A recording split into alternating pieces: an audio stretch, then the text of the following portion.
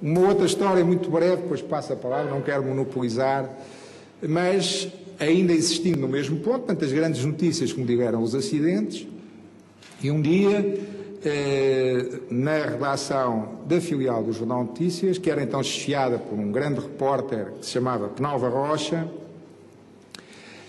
toca ao telefone, dizendo que tinha havido um descarrilamento aqui perto, na zona de Soura, se não estou em erro, não me recordo já exatamente o local, e que tinham morrido várias pessoas nesse descarrilamento.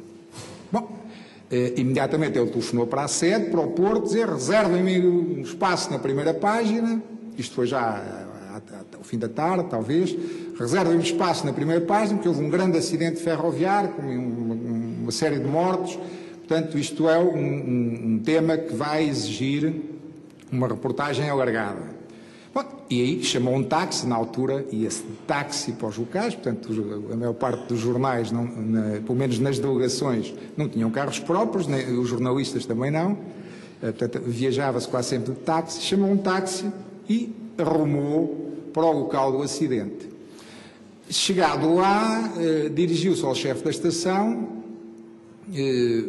afogueado, como é evidente, que nós tínhamos sempre uma luta contra o tempo muito maior do que hoje ainda, porque na altura os meios de comunicação eram muito mais, como vocês percebem, muito mais incipientes, muito menos eficazes, era o telefone, sobretudo. E virou-se para o chefe da estação, que mal o apanhou, e disse: então quantas pessoas morreram? Quantos mortos? E o chefe da estação diz assim: não, felizmente não há mortos. Não há mortos, tem de haver! Então, quer dizer, eu que era uma joia de pessoa, que era incapaz de fazer mal a uma mosca, perante a circunstância de ter dito para a sede do jornal que havia muitos mortos, já tinha o espaço reservado, ficou decepcionadíssimo por não ter havido mortos nesse acidente. E por agora me calo, passo a palavra aos meus companheiros. Peço desculpa. Alguém da plateia quer fazer alguma pergunta em particular? Agora, então. Sr. Varela, pé curto, pode ser agora, por favor? Gostaríamos de ouvir o seu testemunho. Como? Gostaríamos de ouvir o seu testemunho. Bom, eu já fui apresentado, mas eu gostaria de dizer que o meu nome completo é Eduardo Francisco Varela Pé Curto. Costumo, para quem insiste em pormenores, de acrescentar que o Eduardo é de Príncipe, o Francisco é de Santo, e que o pé curto é pegado e leva um acento grave no E. E então a apresentação está completa. Sinto-me um pouco constrangido por ter sido antecedido aqui por meu amigo Sansão, desculpe, Jorge Castilho, porque não tenho a fluência que ele tem e em segundo lugar, é preciso declarar já que eu não sou nem fui jornalista. A minha missão principal era fotografar e filmar, porque na altura os jornais não tinham fotógrafos próprios e éramos nós, os fotógrafos particulares, chamemos-lhe assim, que davam assistência fotográfica aos jornais. Isso não quer dizer que não estivéssemos prontos a partir para qualquer reportagem, fosse que hora fosse. E estávamos prontos até a correr riscos, porque ao longo da minha vida eu 4 vezes corri grave risco de vida. Paralelamente aos jornais diários, à grande imprensa de Lisboa e do Porto, existia também a imprensa local, nomeadamente o Diário de Coimbra, e com tantas fotografias que me eram exigidas, naturalmente que eu sozinho não dava conta do recado. Tive, portanto, que recorrer a auxiliares, a companheiros, a empregados que tinha na altura.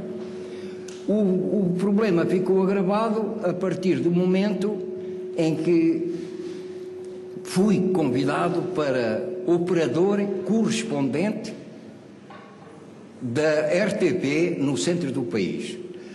Era uma área muito alargada, digamos que definida pela Guarda, por Viseu, pela Aveiro, Figueira da Foz e Pampilhosa da Serra. Era realmente uma área muito grande. Isso não me impediu de executar o trabalho com muita paixão. Fui totalmente absorvido por essa missão, muito gratificante, mas que me roubou várias coisas a que eu estava mais ou menos acostumado, que era um pouco de vida social, vida familiar. Deixei de ter férias, deixei de ter feriados, os domingos era quando se fazia mais trabalho e, consequentemente, a minha vida foi tão absorvente, tanto que eu hoje, com 82 anos, pergunto como é que eu já cheguei a esta idade e não me lembro de nada, porque eu tinha realmente o espaço de 24 horas por dia preenchidos, era uma coisa extraordinária. A propósito da televisão, o Sansão Coelho, quando me foi convidar para vir aqui, insistiu em ir buscar-me de carro e eu disse: não é preciso, que eu sou pontual, estou lá a horas. Esta coisa de eu ser pontual é muito importante para mim. Foi uma das coisas melhores que o meu pai me educou, foi em ser pontual. E não deixem de serem pontuais, porque a pontualidade em Coimbra é uma coisa pior que nos outros lados. Há o atraso normal e há o chamado quarto de hora académico, o que agrava a situação. Portanto, eu na televisão deparava-me com frequência com uma coisa marcada para as 9 e começar às 10. Era impossível, não há direito que se faça uma coisa dessas. E muitas vezes, a dezenas de quilómetros, estava uma vez na Guarda e uma coisa que estava marcada para as 9, 9h15, 9h30, um quarto para as 10, 10 horas, e eu disse: não pode ser, eu tinha que vir para Coimbra e viajar toda a noite, como é óbvio.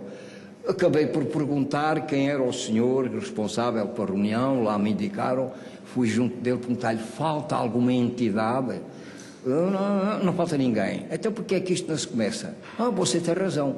Portanto, muitas vezes era eu que empurrava as pessoas a começarem as sessões ou que fosse para filmar. Na televisão, eu tenho talvez mais episódios do que tive durante a época em que fiz reportagem fotográfica, que aliás fiz sempre, eu mesmo com a televisão fazia sempre reportagem fotográfica. A proposta da censura que o Castilho falou, eu uma vez fui censurado por um ministro. E por como? Numa situação curiosa. Eu estava no hospital, velho, estava no hospital, e na altura em que se visitava a cozinha, que não estava nada em ordem, aquilo era um pandemónio, talvez com um pouco de falta de higiene, e ainda com a agravante que a casa mortuária era à porta ao lado. Eu comecei a filmar e o ministro veio junto de mim e disse: você tenha paciência, pare lá com isso, senão eu amanhã sou demitido. E aí sim, parei, fiz a vontade ao homem, porque realmente aquilo não dava vontade para filmar. E aconteceram variedíssimos episódios de correr riscos em ralis, em incêndios. Em incêndios, fui para um, bem perto de Coimbra, com um companheiro que trabalhava no Diário de Coimbra, fazer um incêndio, e fomos os dois no táxi, e depois regressei sozinho, porque ao chegar ao local do incêndio, verificámos que era difícil andar na parte ardida, o que não seria na parte não ardida. Mas ele insistiu em ir para a parte não ardida e colocar-se ao meio da linha de fogo, quer dizer, longe das pontas por onde pudesse fugir e salvar-se. Não tem problema, eu corro, se houver problema, não se preocupe. E eu disse: piedade, isso é um suicídio, o que você vai fazer é um suicídio, eu não vou para aí. E fui-me embora. Fui lá para o outro lado, dei uma grande volta e fui fazer tomadas de vistas do outro lado. Quando regressei, ouvi uma série de pessoas: olha, não é ele, olha, não é ele. Eu perguntei o que é que se passava. E disseram: está ali um senhor queimado e julgávamos que era você. Não, mas olha que eu suspeito muito quem seja, e não me enganei. Houve um bombeiro que tentou acudir-lhe, ele caiu num buraco cheio de silvas, já não saiu de lá e ficou o tronco sem membros superiores e inferiores, porque estavam carbonizados.